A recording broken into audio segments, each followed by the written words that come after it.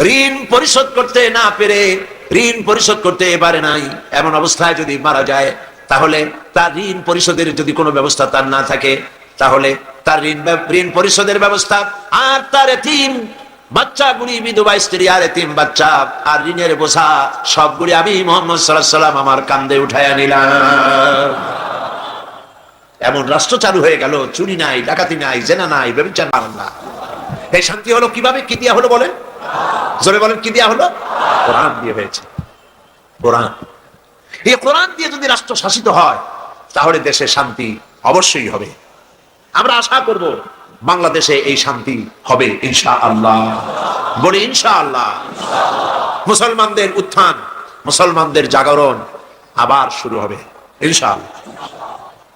মুসলমান রাজমার খাচ্ছে পৃথিবীর চতুর্দিকে, চতুর্দিকে মার খাচ্ছে। আমি দেখতে পাচ্ছি, আমার ধারণা ছিল